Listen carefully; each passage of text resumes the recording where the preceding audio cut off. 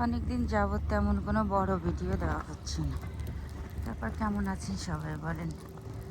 আজ একটু সময় পেয়েছি, ভাবছি ভিডিও করে নিই।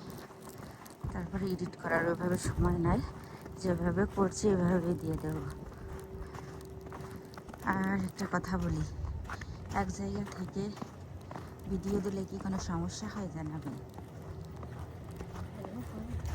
কারণ হচ্ছে আমি এইসব জায়গা দিয়ে বেশি ভিডিওগুলো করি।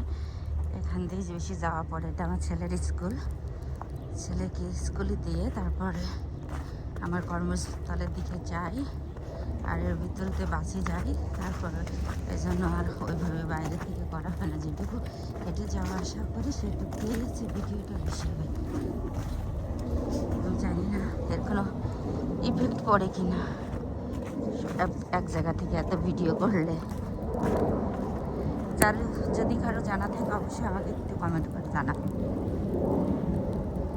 এখান থেকে হাঁটতে হাঁটতে 3 মিনিটের একটা ভিডিও করে নিই। এখন সামনে একটা লাইট, এই লাইটটা পার হয়ে পাশে হচ্ছে বাস স্ট্যান্ড। ওখানে কিছুক্ষণ ওয়েট করবো বাস আসার জন্য, তারপরে চলে যাব। কারণ হচ্ছে যে বাস আসতে বেশ একটু টাইম লাগবে। এর ভিতরে একটা ছোটোখাটো ভিডিও করে নিই। এখানে হচ্ছে বাস স্ট্যান্ড, এখানে ওয়েট করতে হবে।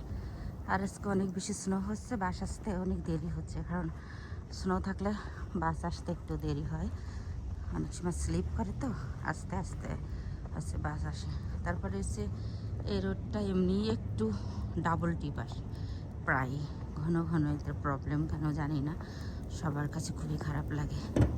কারণ শুধু মিস করে বাস, ওয়েট করতে হয় অনেক লং টাইম। ঠান্ডার সময় নাক বন্ধ হয়ে যাচ্ছে। দেখেন অবস্থা চারিপাশে। প্রতিদিন স্নো হয়, এই বছর অনেক বেশি স্নো। এটা হচ্ছে একটা গির্জা, বেশ বড় গির্জা। গাছের পাতা স্নো পড়ছে অনেক, ছোট ছোট, তো ওই জন্য গাছে এখনো জমে নেই।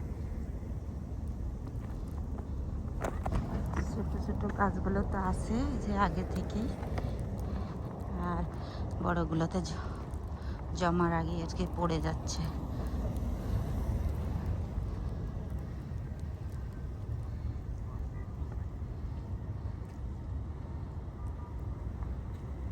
এদিকে ধরলে একটু স্নোটা বেশি দেখা যাচ্ছে, বোঝা যাচ্ছে যে পড়ছে। অনেক ঠান্ডা, এভাবে ভিডিও আসলে করা যায় না, হাত খুব জ্বালা করে যাচ্ছে আমার। ঠিক আছে, এই পর্যন্ত, ভালো থাকবেন সবাই।